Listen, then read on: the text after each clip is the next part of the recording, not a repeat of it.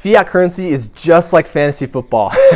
And if you don't understand what that means, then you're at risk to lose your wealth and hurt yourself, your family, and your business, okay?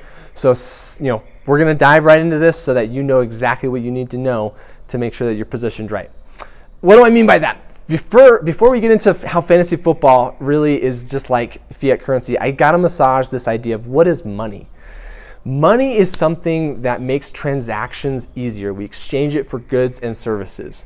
So recently my father-in-law, he was trying to sell a piece of real estate. And this person walked up to him and said, you know what, I like the real estate, I like the price, we agree on it, I'm going to pay you, I want to buy it from you. And he's like, awesome, great, I want to sell it, let's talk.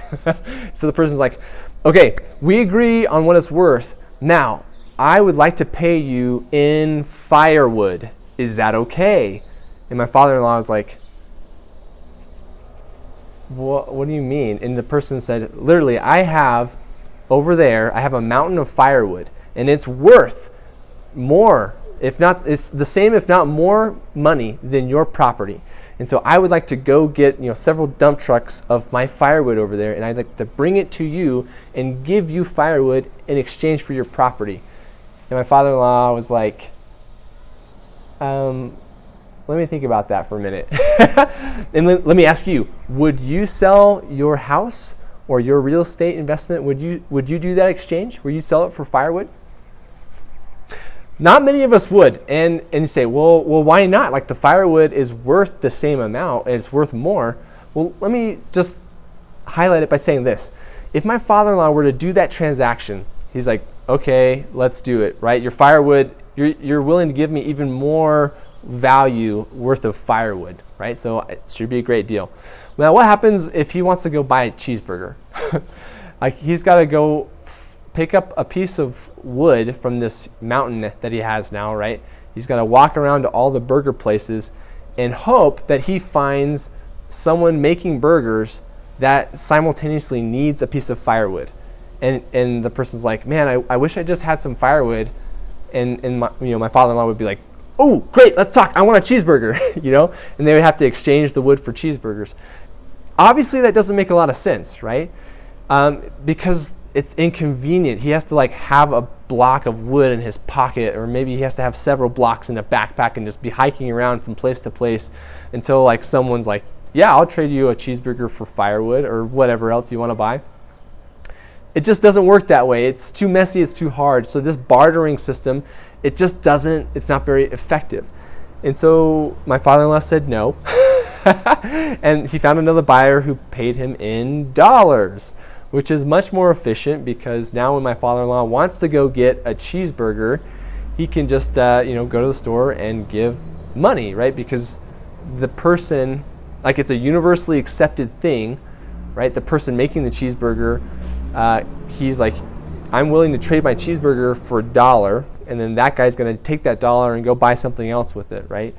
It makes community, it makes society more efficient to use something that we all agree on at an agreed upon value. And so that's what money is. All right? And that takes the form of different things over time and in different communities. Right now, if you're watching this in the United States, your mind probably automatically thinks of a US dollar. Like, great, that's money. It's a piece of paper or some coins or a digital number in your bank account. That's money to me. But over time, money has looked differently, right? In some places, so I just read this great book called Man's Search for Meaning. It's by Viktor Frankl. And he was someone who survived the Holocaust during World War II. And he talks about his experience in the Auschwitz concentration camp and how they would do some work and oftentimes be paid in cigarettes. But they didn't have any use for the cigarettes. They wouldn't smoke the cigarettes. They would just exchange those cigarettes with other people who would smoke them, like the guards and things like that, in exchange for more food. And so their currency, their money in the concentration camp was cigarettes. It wasn't if they had done some work and someone handed them a $1 bill, it would be worthless to them. To them, in that moment, it would not be money because they can't trade that piece of paper for more food. So you get what I mean? Money doesn't always mean dollar bills. It doesn't always mean coins. Like, it basically means in a given society, what do we all agree on is easy to trade?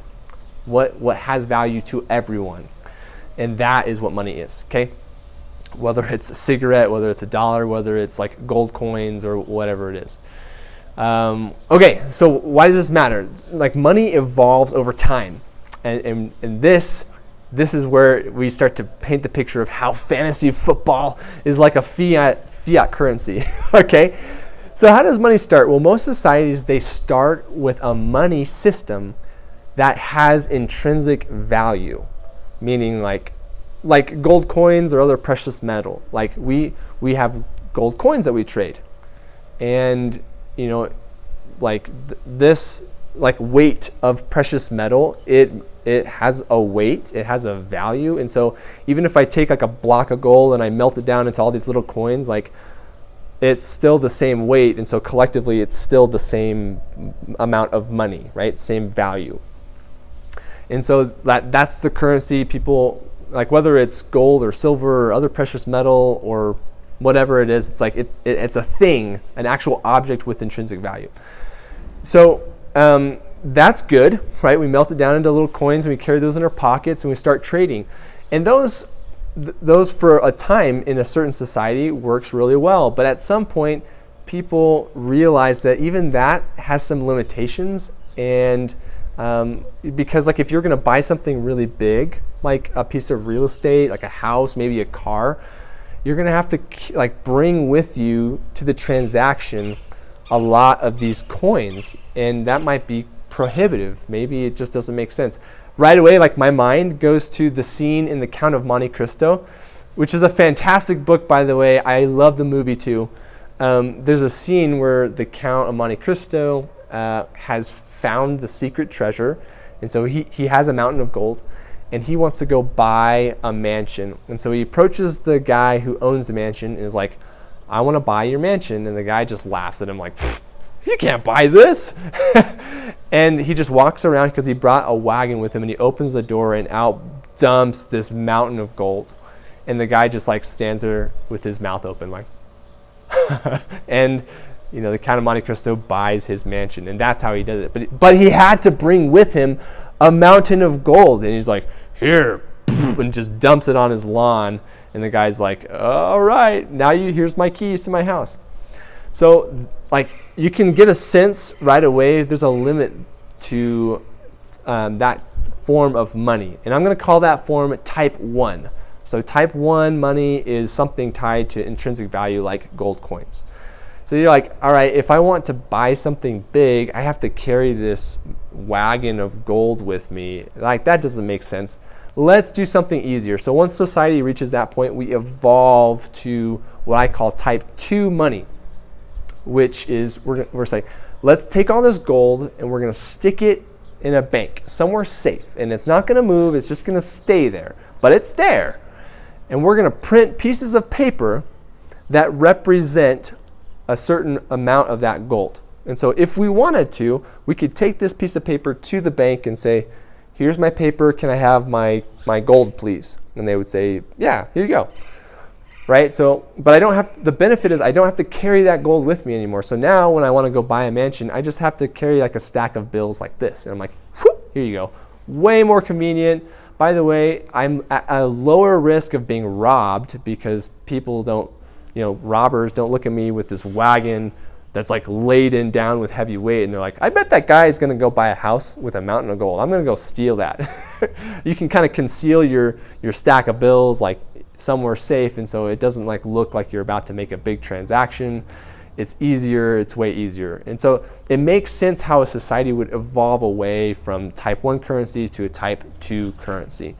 So now we all start trading money. Like, I'm going to give this stack of paper to you for your house, and then now it's easy for you to go take that paper and go buy a cheeseburger with it, And it's like, that's okay because the cheeseburger maker knows that if he wanted to, he could go take one of those pieces of paper and go to the bank and get a piece of gold for it, right? He could if he wanted to, but he won't because we all agree that you don't need to. It's just going to stay there safe. Now, because like society as a whole starts to realize that not very many people are going to the bank to redeem their gold, they start getting this idea and say, you know what? Because there's a fixed amount of gold there, we're really limited on how we can, make purchases, make loans, finance bigger transactions to produce more stuff, right? I want to build a factory to produce more widgets, and so I want to borrow more pieces of paper, more money, but there's not enough gold in the bank for that.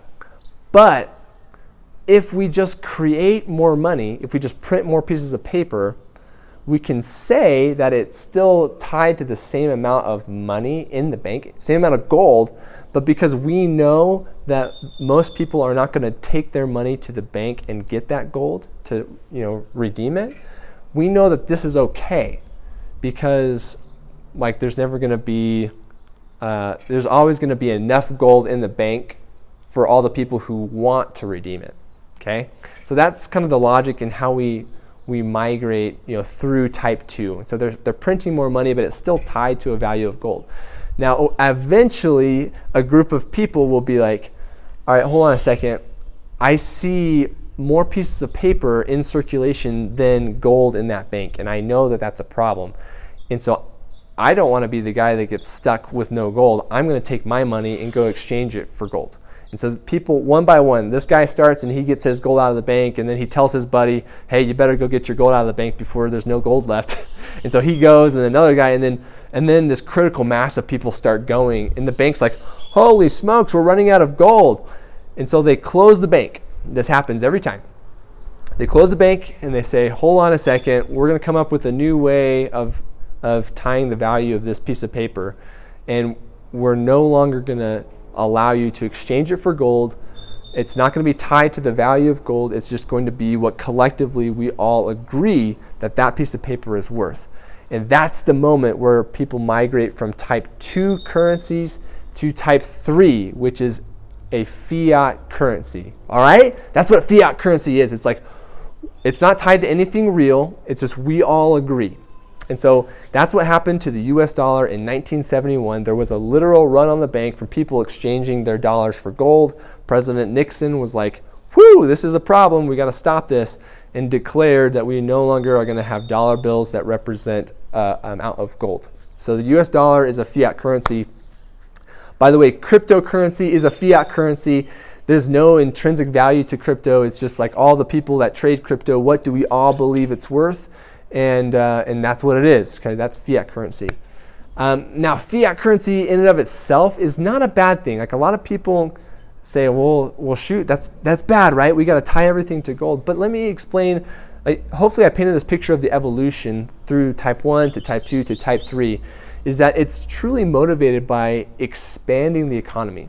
So when it's done right, we can print more money and we can issue more credit. And if it's done responsibly and sustainably, then presumably those additional dollars go invested in like new factories and education and things that allow us as individuals